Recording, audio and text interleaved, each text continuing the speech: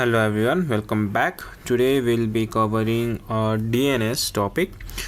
DNS, known as a domain name system. So basically what DNS is, it is a conversion of an IP address to a name.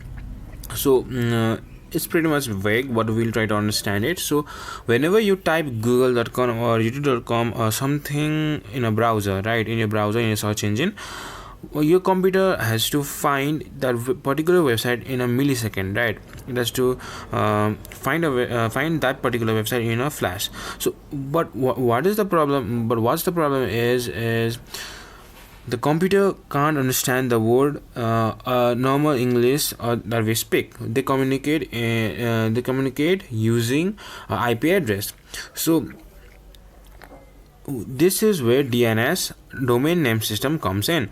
So DNS is like a phone book of the internet. Instead of forcing you to memorize like IP address is a long text, right? Is a long box of an integer. So instead of memorizing that hard number IP address, you just type the name. The DNS translate that human readable domain name into a machine readable IP address, and this is how it helps our computer to search a website, right? So let's look at one of the example, right? So first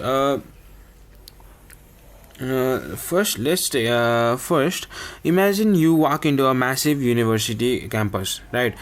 You are looking for a specific student roll number, but what we are gonna do is we don't just guess, right? What we'll do is we'll go to the main gate of where the security guard is, which is the root in this case. They don't know the student, but they'll tell you where the department of the building or where the administration is. So once you move to that administration or department building, you ask for the department head, which is the TLD, which is the top level domain, which I'll explain later on. They don't know the exact desk, right? But they'll point you to the specific classroom where the student belongs. Finally, you walk into the classroom and ask for the class teacher, which is the authoritative server. The teacher looks at the exact register and hands you the final roll number, right? This is exactly how DNS works in hierarchy. So DNS hierarchy is the same. We are gonna use the analogy which was our example, but the thing is the DNS hierarchy. So DNS isn't just one massive server holding every website on earth that will crash, that will force the internet to crash, right? It is structured in an inverted tree split into a 4 main level. So first, 4 main level. So first is DNS resolver, right? So DNS resolver is our computer helpers, usually provided by the ISP or Google 888.8.8.8. It does all the running work for us.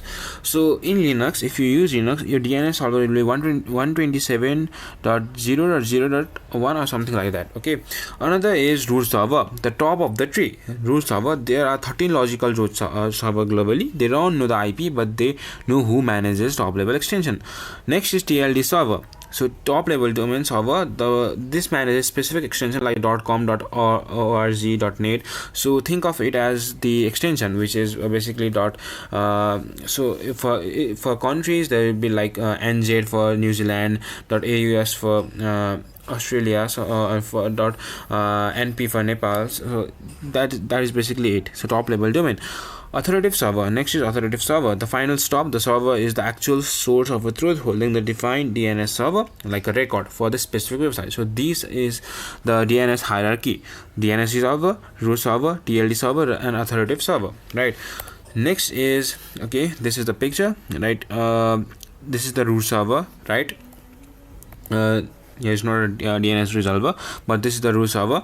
This is top level domain, right? .com, .net, .org, .edu, right? So this is the authoritative server, which is google.com, wordpress.org, wikipedia.org, harvard.edu, stanford.edu, like that.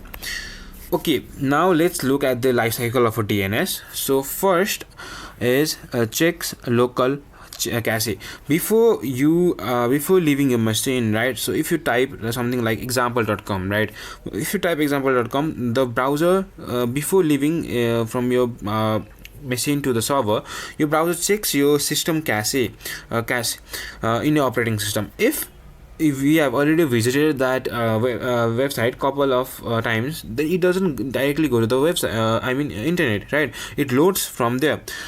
and second is our checks the resolver. If it is not cached, right, your computer asks the DNS resolver, right, and next is hit the root. So once the resolver asks the it asks the root solver, right, with the help of DNS resolver for example.com, the root replies.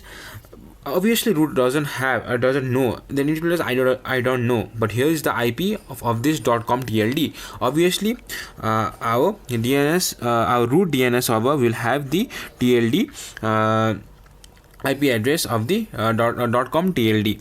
So once we know, the resolver go, and then after the resolver goes to the .com TLD server, right, then the TLD server obviously doesn't know, but it says I don't know the exact IP, but here is the authoritative name server, which is this, right, authoritative name server. Now once the example.com once the resolver asks the authoritative server, it replies yes, I own that domain, and it gives you the IP address of the example.com. After that, the resolver gives the IP back to your browser. Your browser cache is for the next time you visit. So based on that, the browser loads the page for you. So basically, it is that. Let's imagine that with our this figure. So first we are the client, right? So we search the example.com, obviously. So once we do that, this is our recursive resolver, which we know that it does everything, the running work for us. So after the recursive resolver, what it goes is it asks for the root name server, root server. So obviously root server doesn't know, right? So root server says I don't know, but here is the extension of here is the IP addresses or IP address of the .com TLD server. So once you do that, it goes to recursive resolver, it goes to the TLD name server. Again, the TLD name server, what it does is it says I don't know the exact IP address, but here is a I don't know the exact IP, but here's the authoritative name server for the example.com, right? So once it does that, recursive resolver goes back to the authoritative name server. Now the authoritative name server has the IP address, then it says yeah, I own the domain, and then here's the IP address, and gives back the recursive resolver, and it gives the IP address for our client, for us, right? So this is how it basically works. Next is I'll show you an example. So what I'm going to do is I'm going to use a command known as nslookup www.space.x.com. So this is basically how this is. I'll show you an example of how we get an IP addresses and more detail of the particular www.space.x.com. So once I do this, I'll get a server address and non-authoritative answer. So basically what happens is non-authoritative server answer is basically, it means that this is not the original domain, but these are the record which is in our local DNS. So this is not the actual domain owned by the space.x, because it is obviously a user organization, so they don't want the traffic is going to be used, and they don't want the server to collapse. So they have divided into multiple addresses, and actually it is hosted in cloudflare.com cloudflare.net. So this is all hosted by the cloudflare.net server. It is in that, and this is a bunch of these are stored in our local DNS. So this is how you get your DNS name server. These are in IPv4 and these are in IPv6. So this is how it works, right? So another security node is so what attacker try to do with DNS is DNS poisoning and DOH. So spoofing is a common use of DNS attack. So traditional DNS has one major flaw, right? It was built a very long time ago, right, and there was no security over there. What it sends request. So what happens is it sends request in a plain text in UDP, right? UDP is a protocol. An attacker sitting on the same local network could intercept your DNS request and send a fake reply back first, focusing your computer to load a malicious phishing site that looks exactly like your bank without you ever knowing. It's called DNS cache poisoning, right? So example is, so assume you want to visit a website of say Swiss bank, right?